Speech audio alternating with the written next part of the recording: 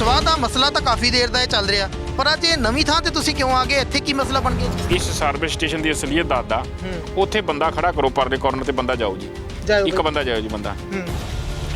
ਇਸ service station ਦੀ height ਸਿਰਫ 3 ਫੁੱਟ ਆ, ਜਿੱਥੇ ਤੱਕ ਇਹਦੀਆਂ ਨੋਜ਼ਲਾਂ ਕੰਮ ਕਰਦੀਆਂ ਏ। ਇਹ ਗਰਾਊਂਡ ਤੇ 3 ਫੁੱਟ ਹਾਈਟ ਆ।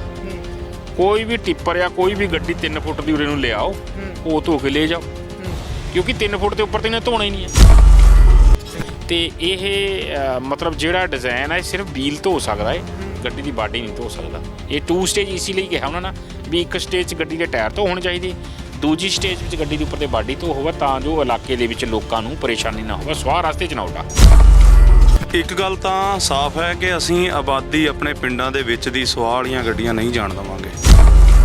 ਜਦੋਂ ਇੰਨੇ ਲੰਮੇ ਸੰਘਰਸ਼ ਤੋਂ ਬਾਅਦ ਤੁਹਾਡੀ ਇਹ ਗੱਲਬਾਤ ਹੋਈ ਸੀ ਕਿ ਇੱਕ ਇੱਥੇ ਵਾਸ਼ਿੰਗ ਏਰੀਆ ਬਣਨਾ ਚਾਹੀਦਾ ਜਿੱਥੋਂ ਗੱਡੀ ਹੋ ਕੇ ਗੁਜ਼ਰੇ ਤੇ ਗੱਡੀ ਦਾ ਜਿਹੜਾ ਹੈਗਾ ਮਿੱਟੀ ਜਾਂ ਧੂੜ ਜਾਂ ਸਵਾਹ ਉੱਤੇ ਪਈ ਹੋਈ ਹੈ ਆਸੇ ਪਾਸੇ ਉਹ ਸਾਫ਼ ਹੋਵੇ, ਉਦੋਂ ਤੁਸੀਂ 2 ਸਟੇਜ ਜਿਹੜੀ ਹੈਗੀ ਸਟੇਜ ਵਾਸ਼ਿੰਗ ਸਟੇਸ਼ਨ ਦੀ ਗੱਲ ਨਹੀਂ ਸੀ ਕੀਤੀ?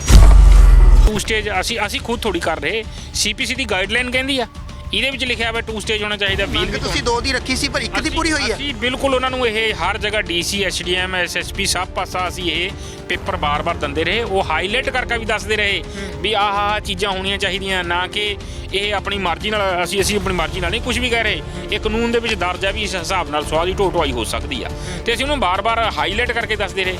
ਇਹ ਇੱਕ ਸਟੇਜ ਦਾ ਜਿਹੜੇ ਹੈ ਵੀਲ ਵਾਸ਼ ਕਰਨੇ ਦਾ ਇਹਨਾਂ ਨਾਲ ਲਾਇਆ ਏ, ਤੇ ਦੂਜੇ ਵਾਲਾ ਲਾਇਆ ਹੀ ਨਾ ਇਹ ਵੇਟ ਬ੍ਰਿਜ। ਤੇ ਹੁਣ ਪ੍ਰਸ਼ਾਸਨਿਕ ਅਧਿਕਾਰੀਆਂ ਨਾਲ ਗੱਲਬਾਤ ਹੋਈ ਤੁਹਾਡੀ? ਨਹੀਂ, ਪ੍ਰਸ਼ਾਸਨਿਕ ਅਧਿਕਾਰੀਆਂ ਦਾ ਜਿਹੜਾ ਰਵੱਈਆ ਉਹ ਕੁਝ ਹੋਰ ਕਿਸਮ ਦਾ SDM ਸਾਹਿਬ ਦਾ। ਉਹੀ ਟਿੱਪਰ ਹੈ 2 ਅੰਦਰ ਗਏ ਆ। DSP ਸਾਹਿਬ ਦਾ ਕਹਿਣਾ ਇਹ ਸੀ ਕਿ ਉਹ ਟਿੱਪਰ ਆਣਗੇ, ਧੋ ਕੇ ਦਿਖਾਵਾਂਗੇ ਤੁਹਾਨੂੰ, ਪਰ ਸਾਡੀ ਮੰਗ ਇਹੀ ਹੈ ਕਿ ਅਸੀਂ ਆਬਾਦੀ ਦੇ ਵਿੱਚੋਂ ਦੀ ਨਹੀਂ ਲੰਘਣ ਦੇਣੀ।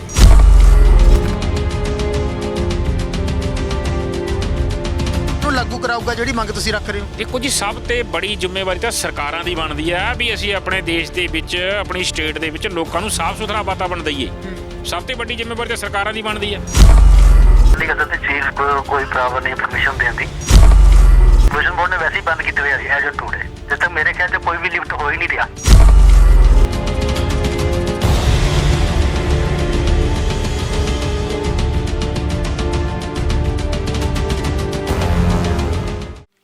ਸਤਿ ਸ਼੍ਰੀ ਅਕਾਲ, ਪੰਜਾਬੀ ਲੋਕ ਚੈਨਲ ਦੇਖ ਰਹੇ ਹੋ, ਮੈਂ ਸਤਨਾਮ ਸਿੰਘ ਹਾਂ। ਅਕਸਰ ਪੰਜਾਬੀ ਦੇ ਵਿੱਚ ਜੇ ਕਿਸੇ ਨੂੰ ਮੰਦੇ ਸ਼ਬਦ ਬੋਲਣੇ ਹੋਣ ਤਾਂ ਇਹ ਕਹਿ ਦਿੱਤਾ ਜਾਂਦਾ ਹੈ ਸਵਾਹ ਖਾ ਲਾ, ਪਰ ਸਵਾਹ ਖਾਣ ਵਾਲੀ ਚੀਜ਼ ਨਹੀਂ ਹੁੰਦੀ, ਅਜਿਹੀਆਂ ਖਾਣਾ ਤੋਂ ਇਹ ਸਪਸ਼ਟ ਹੋ ਜਾਂਦਾ। ਪਰ ਕਈ ਥਾਵਾਂ ਅਜਿਹੀਆਂ, ਕੁਝ ਪਿੰਡ ਅਜਿਹੇ ਆ ਬੜੇ ਲੰਮੇ ਸਮੇਂ ਤੋਂ ਇਹ ਮੁੱਦਾ ਚੱਲ ਰਿਹਾ ਹੈ ਕਿ ਪਿੰਡਾਂ ਦੇ ਵਿੱਚ ਇੰਨੀ ਸਵਾਹ ਉੱਡਦੀ ਹੈ ਕਿ ਇਹ ਲੋਕ ਸਵਾਹ ਖਾਣ ਲਈ ਮਜਬੂਰ ਹੋਏ ਪਏ ਨੇ। ਸਿਹਤ ਦਾ ਬੁਰਾ ਹਾਲ ਹੈ, ਜਿਸ ਦੇ ਚੱਲਦਿਆਂ ਲੰਮੇ ਸਮੇਂ ਤੋਂ ਇੱਥੇ ਵੱਖ-ਵੱਖ ਥਾਵਾਂ ਦੇ ਉੱਤੇ ਜਿਹੜੇ ਧਰਨੇ ਰੋਸ ਪ੍ਰਦਰਸ਼ਨ ਵੀ ਕੀਤੇ ਗਏ, ਕਿਉਂਕਿ ਇਸ ਥਾਂ ਦੇ ਉੱਤੇ ਥਰਮਲ ਪਲਾਂਟ ਵੀ ਹੈ, ਇੱਕ ਸੀਮੈਂਟ ਫੈਕਟਰੀ ਵੀ ਹੈ। ਦੋਨਾਂ ਵਿੱਚ ਸਵਾਹ ਦੀ ਜ਼ਰੂਰਤ ਹੁੰਦੀ ਹੈ। ਜਦੋਂ ਸਵਾਹ ਦੀ ਢੋਆ-ਢੁਆਈ ਹੁੰਦੀ ਹੈ ਤਾਂ ਇਹ ਲੋਕ ਕਹਿੰਦੇ ਆ ਕਿ ਸਾਡੇ ਘਰਾਂ ਦੇ ਵਿੱਚ ਸਾਡੇ ਛੱਤਾਂ ਤੇ ਪਏ ਕੱਪੜੇ ਵੀ ਕਾਲੇ ਹੋ ਜਾਂਦੇ ਆ, ਸਾਡੇ ਕੈਂਸਰ ਵਰਗੀਆਂ ਭਿਆਨਕ ਬਿਮਾਰੀਆਂ ਫੈਲ ਗਈਆਂ। ਬਹੁਤ ਕੁਝ ਸਵਾਹ ਕਰਕੇ ਸਾਡੇ ਨਾਲ ਹੋਇਆ। ਲੰਮੇ ਸਮੇਂ ਤੋਂ ਇਹ ਸੰਘਰਸ਼ ਚੱਲ ਰਿਹਾ, ਤਾਂ ਹੁਣ ਇਹ ਲੋਕ ਫੇਰ ਇਕੱਠੇ ਹੋਏ ਨੇ ਜਿੱਥੇ ਐਸ਼ ਡਾਈਕ ਹੈਗੇ ਆ, ਜਿੱਥੇ ਸਵਾਹ ਇਕੱਠੀ ਕੀਤੀ ਗਈ ਹੈ। ਥਰਮਲ ਦੀ ਜਿਹੜੀ ਸਵਾਹ ਬਚ ਜਾਂਦੀ ਹੈ ਇਸ ਥਾਂ ਦੇ ਉੱਤੇ ਇਕੱਠੀ ਕੀਤੀ ਜਾਂਦੀ ਹੈ, ਉੱਥੋਂ ਸਵਾਹ ਚੱਕਣ ਦੇ ਲਈ ਕੰਮ ਸ਼ੁਰੂ ਹੁੰਦਾ ਹੈ। ਕੌਣ ਕਰਾਉਂਦਾ ਹੈ, ਕਿੱਥੇ ਇਹ ਸਵਾਹ ਜਾਣੀ ਹੈ, ਇਹ ਲੋਕ ਕਿਉਂ ਇਕੱਠੇ ਹੋਏ ਆ, ਫਿਰ ਉਸ ਦੇ ਬਾਰੇ ਵਿੱਚ ਇਹਨਾਂ ਦੇ ਨਾਲ ਹੀ ਗੱਲਬਾਤ ਕਰਦੇ ਹਾਂ। ਕਿਵੇਂ ਦੇਖਦੇ ਹੋ ਸਰ, ਕਾਹਦੇ ਲਈ ਤੁਸੀਂ ਅੱਜ ਇਕੱਠੇ ਹੋਏ ਹੋ ਇੱਥੇ? ਸਵਾਹ ਦਾ ਮਸਲਾ ਤਾਂ ਕਾਫੀ ਦੇਰ ਦਾ ਇਹ ਚੱਲ ਰਿਹਾ, ਪਰ ਅੱਜ ਇਹ ਨਵੀਂ ਥਾਂ ਤੇ ਤੁਸੀਂ ਕਿਉਂ ਆ ਗਏ? ਇੱਥੇ ਕੀ ਮਸਲਾ ਬਣ ਗਿਆ ਜੀ? ਸਤਿ ਸ਼੍ਰੀ ਅਕਾਲ ਜੀ। ਸਭ ਤੋਂ ਪਹਿਲਾਂ ਤਾਂ ਪੰਜਾਬੀ ਲੋਕ ਚੈਨਲ ਦਾ ਅਸੀਂ ਧੰਨਵਾਦ ਕਰਦੇ ਹਾਂ ਜਿਹੜੇ ਕਿ ਸਾਡੇ ਬਾਰ-ਬਾਰ ਕਹਿਣ 'ਤੇ ਤੁਰੰਤ ਪਹੁੰਚ ਜਾਂਦੇ ਆ। ਗੱਲ ਇਸ ਤਰ੍ਹਾਂ ਸੀ ਵੀ ਜਿਹੜੀ ਫਲਾਈ ਐਸ਼ ਆ, ਬਾਟਮ ਐਸ਼ ਆ, ਵੈਟ ਐਸ਼ ਆ, ਇਹਦੀ ਢੋਆਈ ਲਈ 2013 ਵਿੱਚ ਸੈਂਟਰਲ ਪੋਲਿਊਸ਼ਨ ਕੰਟਰੋਲ ਬੋਰਡ ਨਾਲ ਇਹ ਤੁਸੀਂ ਦੇਖਦੇ ਆ ਕੋਈ ਰੂਲ ਐਂਡ ਰੈਗੂਲੇਸ਼ਨ ਤਿਆਰ ਕੀਤੇ ਹੋਏ ਆ। ਉਹਦੇ ਮੁਤਾਬਕ ਜਿਹੜੀ ਐਸ਼ ਜਾਣੀ ਆ, ਉਹ ਜਿਹੜੀ ਐਸ਼ ਡੈਕਾਂ 'ਚੋਂ ਨਿਕਲ ਕੇ ਆਣੀ ਆ, ਉੱਥੇ 2 ਸਟੇਜ ਦਾ ਵਾਸ਼ਿੰਗ ਸਟੇਸ਼ਨ ਲੱਗਿਆ ਹੋਣਾ ਚਾਹੀਦਾ। ਸਭ ਤੋਂ ਪਹਿਲੀ ਗੱਲ ਤਾਂ ਜੋ ਗੱਡੀ ਦੇ ਟਾਇਰ ਵੀ ਧੋਏ ਜਾਣ ਅਤੇ ਗੱਡੀ ਦੀ ਬਾਡੀ ਵੀ ਧੋਈ ਜਾਵਣ।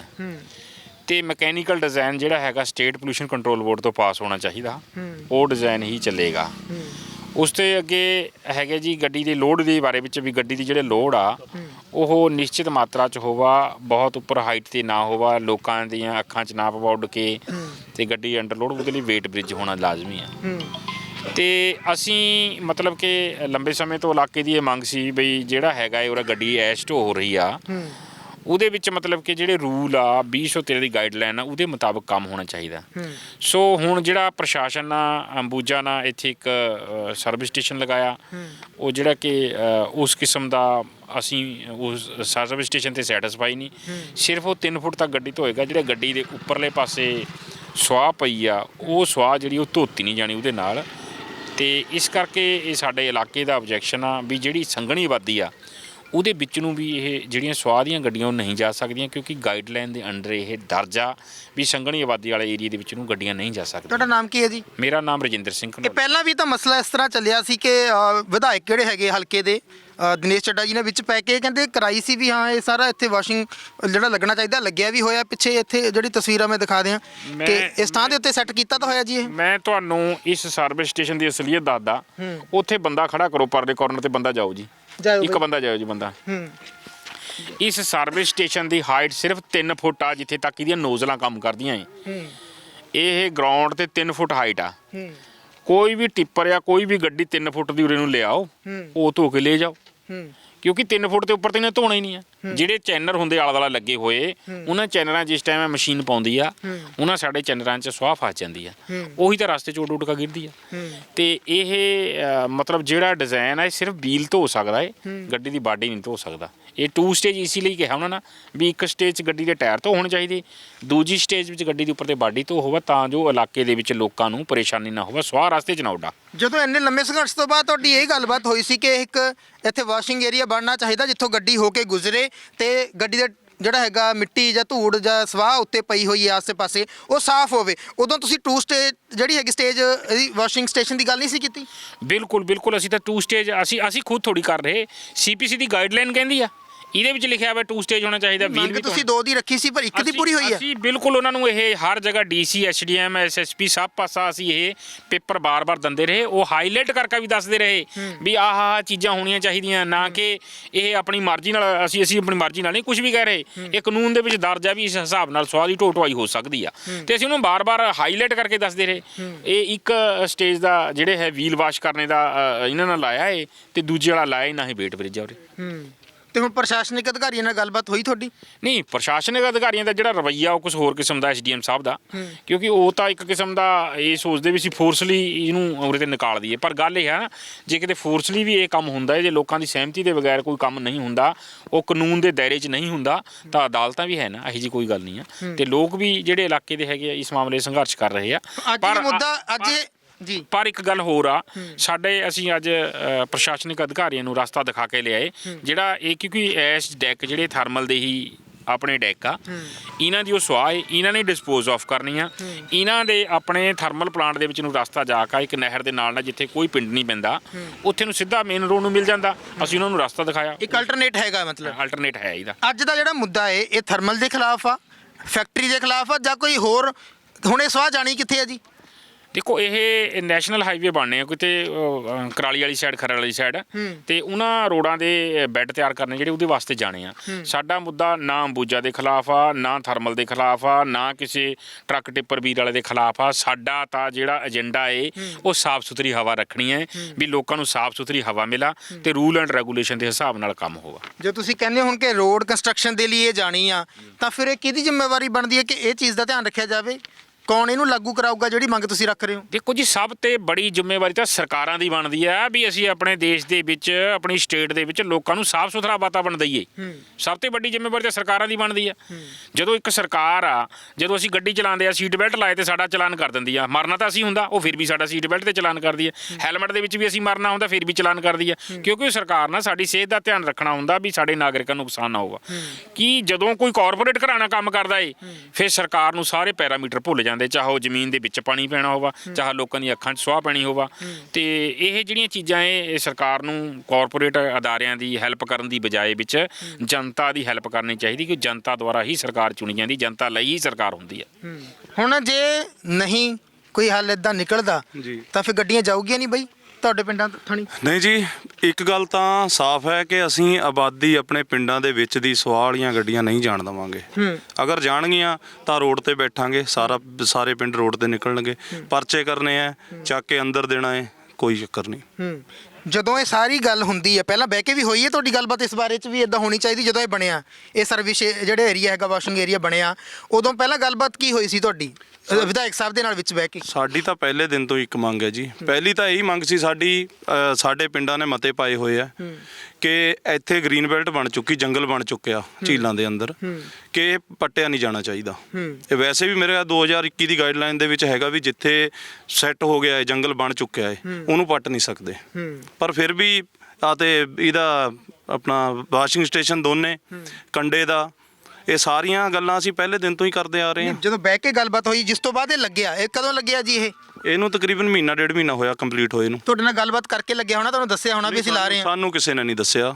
ਠੀਕ ਹੈ ਜੀ, ਸਾਨੂੰ ਸਿਰਫ ਪਤਾ ਸੀ ਵੀ ਇਹਨਾਂ ਨੇ ਪ੍ਰੋਜੈਕਟ ਸ਼ੁਰੂ ਕੀਤਾ, ਸਾਨੂੰ ਕਿਸੇ ਬੰਦੇ ਨੂੰ ਦਿਖਾਇਆ ਨਹੀਂ ਗਿਆ ਲਿਆ ਕੇ ਕਿ ਹਾਂ ਵੀ ਕਿਸ ਤਰ੍ਹਾਂ ਦਾ ਪ੍ਰੋਜੈਕਟ ਲਾ ਰਹੇ ਆ, ਤੁਹਾਨੂੰ ਮਨਜ਼ੂਰ ਹੈ, ਨਹੀਂ ਮਨਜ਼ੂਰ ਹੈ। ਹੁਣ ਜੇ ਚਲੋ ਤੁਸੀਂ ਕਹਿੰਦੇ ਹੋ ਵੀ ਇਹ 3 ਫੁੱਟ ਤੱਕ ਹਾਈਟ ਤੱਕ ਹੈਗਾ, ਇਹ ਟਾਇਰ ਧੋ ਸਕਦਾ, ਸਿਰਫ ਅੱਪਰ ਬਾਡੀ ਜਿਹੜੀ ਹੈਗੀ ਗੱਡੀ ਦੀ ਉਹ ਨਹੀਂ ਧੋਊਗਾ। ਪਰ ਜੇ ਅਗਲੇ ਹੁਣ ਇੱਥੇ ਕੋਈ ਕੰਪਰੈਸ਼ਰ ਹੋਰ ਰੱਖ ਲੈਂਦੇ, ਉੱਪਰ ਦੀ ਵਾਸ਼ ਕਰਕੇ ਕੱਢਦੇ ਧੋ ਕੇ ਹੀ ਆ, ਇੱਥੇ ਭਾਵੇਂ ਕੁਝ ਲੱਗਿਆ ਭਾਵੇਂ ਨਹੀਂ, ਗੱਡੀ ਸਾਫ਼ ਹੋ ਕੇ ਨਿਕਲਦੀ ਹੈ, ਫਿਰ ਕੋਈ ਦਿੱਕਤ? ਅਸੀਂ ਆਬਾਦੀ ਦੇ ਵਿੱਚੋਂ ਤਾਂ ਫਿਰ ਵੀ ਨਹੀਂ ਨਿਕਲਣ ਦੇਵਾਂਗੇ ਜੀ। ਆਪਣਾ ਰਸਤਾ, ਇਹਨਾਂ ਦਾ ਆਪਣਾ ਅਲਟਰਨੇਟਰ ਹੈਗਾ, ਥਰਮਲ ਦੇ ਅੰਦਰ ਦੀ ਰਸਤਾ ਹੈਗਾ, ਉੱਥੋਂ ਕੱਢਣ ਬਾਏ ਆਪਣਾ ਨਹਿਰ ਦੇ ਨਾਲ ਰਸਤਾ, ਕੋਈ ਪਿੰਡ ਨਹੀਂ, ਕੋਈ ਆਬਾਦੀ ਨਹੀਂ, ਬਾਹਰ ਜਾਣ, ਕੋਈ ਦਿੱਕਤ ਨਹੀਂ। ਵਿਧਾਇਕ ਸਾਹਿਬ ਨੇ ਪਹਿਲਾਂ ਵੀ ਆ ਕੇ ਮਸਲੇ ਵਿੱਚ ਪੈ ਕੇ ਕੋਸ਼ਿਸ਼ ਕੀਤੀ ਹੋਣੀ ਤੁਹਾਡਾ ਹੱਲ ਕਰਾਉਣ ਦੀ ਜੀ, ਤੇ ਹੁਣ ਤੁਸੀਂ ਫਿਰ ਉਹਨਾਂ ਨਾਲ ਹੀ ਗੱਲ ਨਹੀਂ ਕੀਤੀ ਸਿੱਧੀ ਕਿ ਜਿਹੜਾ ਮਸਲਾ ਹੱਲ ਕੀਤਾ ਜਾਵੇ? ਕਿਉਂਕਿ ਹੁਣ ਚਾਹੀਦੀ ਤਾਂ ਇਹ ਰੋਡ ਕੰਸਟਰਕਸ਼ਨ ਦੇ ਲਈ ਆ, ਤਾਂ ਸਿੱਧਾ ਪ੍ਰਸ਼ਾਸਨ ਇਨਵੋਲਵ ਹੋ ਗਿਆ ਇਹਦੇ ਵਿੱਚ, ਕਿਉਂਕਿ ਪ੍ਰਸ਼ਾਸਨ ਨੇ ਹੀ ਇਹ ਉੱਥੇ ਤੱਕ ਪਹੁੰਚਾਉਣਾ ਉਹਨਾਂ ਦੀ ਜ਼ਿੰਮੇਵਾਰੀ ਬਣ ਗਈ। ਤਾਂ ਫਿਰ ਵਿਧਾਇਕ ਸਾਹਿਬ ਹੱਲ ਹੁਣ ਵੀ ਕਰ ਸਕਦੇ, ਉਹਨਾਂ ਨਾਲ ਨਹੀਂ ਗੱਲ ਹੋਈ ਤੁਹਾਡੀ? ਨਹੀਂ, ਹੁਣ ਇਸ ਮਸਲੇ ਤੇ ਅੱਜ ਇਸ ਮਸਲੇ ਤੇ ਕੋਈ ਗੱਲ ਨਹੀਂ ਹੋਈ ਸਾਡੀ ਉਹਨਾਂ ਨਾਲ।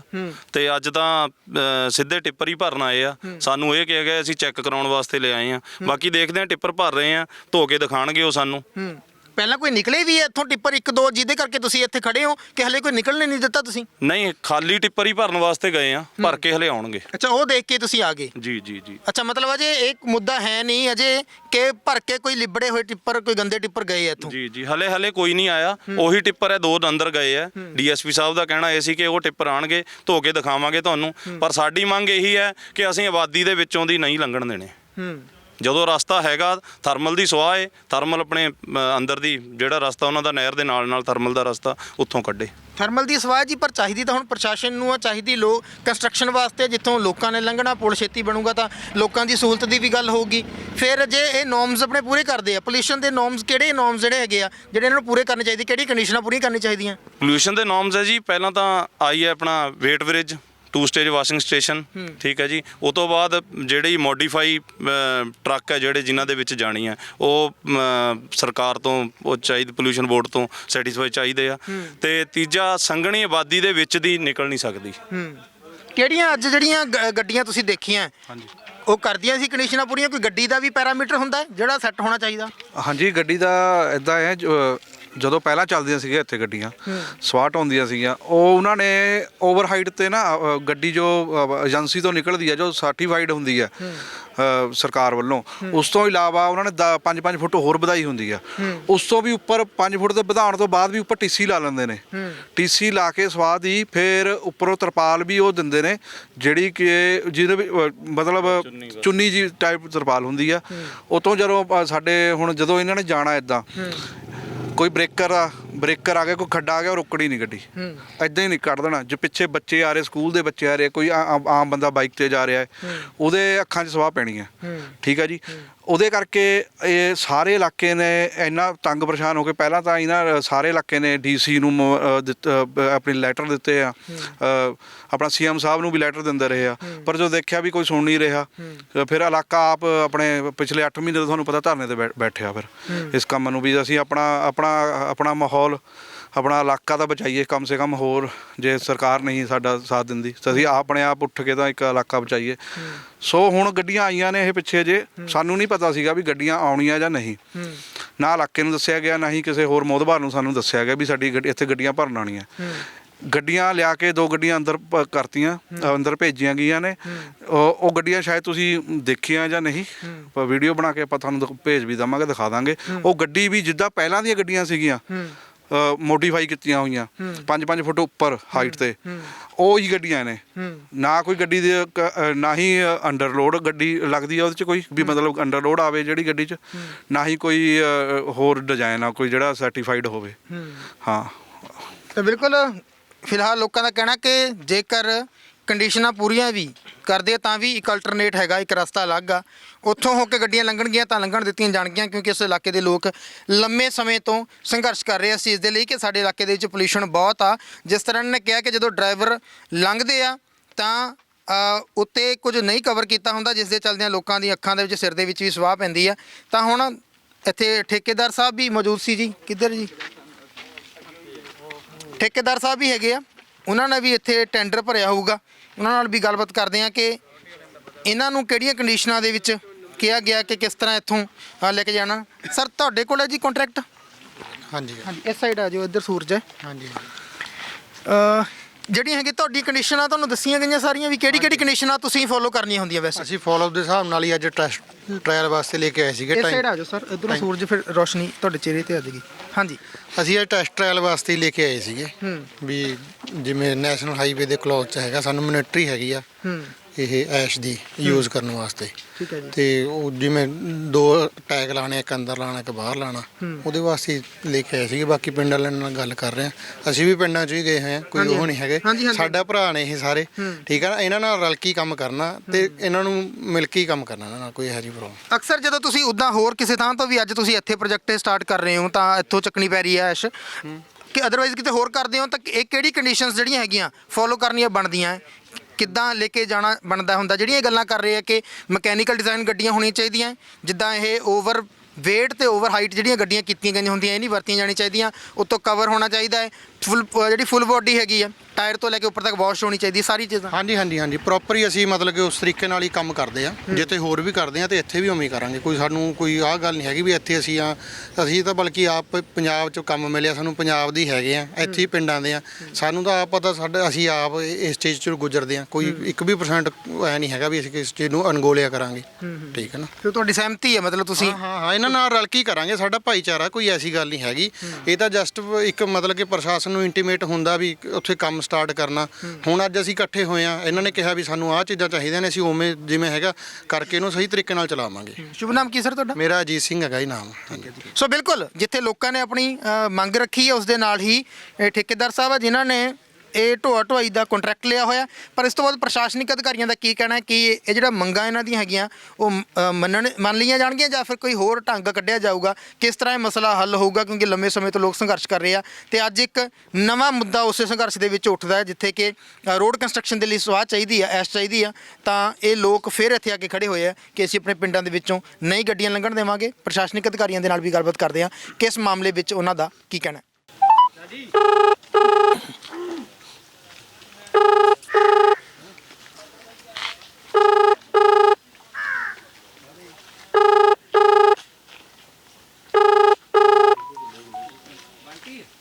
ਹੈਲੋ, ਸਤਿ ਸ਼੍ਰੀ ਅਕਾਲ ਸਰ, ਥਰਮਲ ਤੋਂ ਰੋਪੜ ਥਰਮਲ ਪਲਾਂਟ ਤੋਂ ਚੀਫ ਸਾਹਿਬ ਗੱਲ ਕਰ ਰਹੇ ਹੋ ਜੀ?